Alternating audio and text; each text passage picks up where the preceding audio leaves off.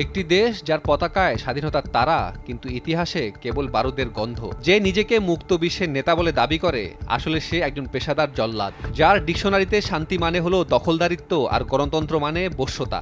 গত ২৪০ বছরের ইতিহাসে এই দেশটি ২২০ বছরের বেশি সময় কাটিয়েছে যুদ্ধে। প্রশ্ন হলো, এ কি নিরাপত্তা নাকি এক অন্তহীন ক্ষুধার নাম যুক্তরাষ্ট্র? ১৯৪৫ পৃথিবী যখন ধ্বংসস্তূপ, তখন ওয়াশিংটন সাজাচ্ছিল দাবার বোর্ড। আইজেনহাওয়ার বিদায়বেলায় সতর্ক করেছিলেন এক দানব সম্পর্কে, মিলিটারি ইন্ডাস্ট্রিয়াল কমপ্লেক্স। আজ সেই দানবই আমেরিকার চালক।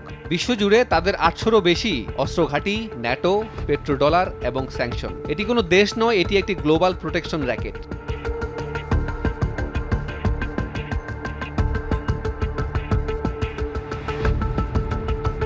২০০১ 9/11-এর ধোঁয়াকে ব্যবহার করা হয়েছিল আবেগের হাতিয়ার হিসেবে।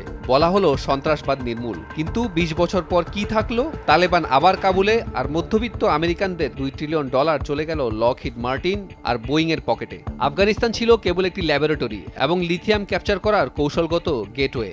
মিশন কি ফেইল্ড? না, অস্ত্র ব্যবসায়ীদের জন্য এটি ছিল ইতিহাসের সফলতম বিনিয়োগ। কলিন পাওয়েল জাতিসংঘে একটি ছোট কাচের শিশি দেখিয়ে বললেন, সাদ্দামের কাছে WMD মানে গণবিধ্বংসী মারণাস্ত্র আছে। সেই শিশিটি ছিল মিথ্যা, কিন্তু ধ্বংসটা ছিল বাস্তব। আজ জানা যায় সেই গোয়েন্দা রিপোর্ট ছিল সাজানো। সাদ্দামকে কেন সরানো হলো? কারণ সে তেল বিক্রি করতে চেয়েছিল ইউরোতে, ডলারে নয়। ইরাকের রক্তে ভেজা রাস্তা দিয়ে আজ হেঁটে যায় অ্যাকশন মোবিল আর শেভরন। লিবিয়া ছিল আফ্রিকার উজ্জ্বল নক্ষত্র, কিন্তু গাদ্দাফি যখন গোল্ড ডিনার দিয়ে আফ্রিকাকে এক করতে চাইলেন, অমনি নেমে এলো মানবাধিকারের বোমা। আজ লিবিয়া এক নরক। সিরিয়ায় কেন আজও মার্কিন সৈন্য? তারা আইএস দমন করছে না, তারা সিরিয়ার তেলক্ষেত্র পাহারা দিচ্ছে।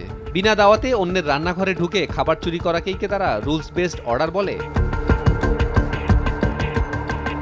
ইউক্রেন আজ আমেরিকার নতুন চরণভূমি। কোনো মার্কিন সৈন্য মরছে না, কিন্তু আমেরিকান অস্ত্র কোম্পানিগুলোর শেয়ারের দাম আকাশে। ইউরোপকে রাশিয়ার গ্যাস থেকে বিচ্ছিন্ন করে নিজেদের দামি এলএনজি গেলাচ্ছে ওয়াশিংটন। আর এখন নজর তাইওয়ানের দিকে। পরবর্তী চিপস ওয়ারের জন্য প্রস্তুত হচ্ছে আরও একটি বলি। আফ্রিকম রক্ষার নামে আসলে কোল্টান আর নাইজেরিয়ার ইউরেনিয়াম পাহারা দেয়। আর ভেনেজুয়েলা অপরাধ একটাই, তাদের মাটির নিচে বিশ্বের বৃহত্তম তেল মজুদ। সেখানে গণতন্ত্র নেই বলে মায়াকান্না, তার আড়ালে আছে মাদুরোকে সরিয়ে নিজেদের পুতুল বসানো নোংরা খেলা। হোয়াইট হাউসে গদি বদলায়, ওবামার পর ট্রাম্প আসে, ট্রাম্পের পর বাইডেন, কিন্তু পেন্টাগনের বাজেট শুধুই বাড়ে। কেন?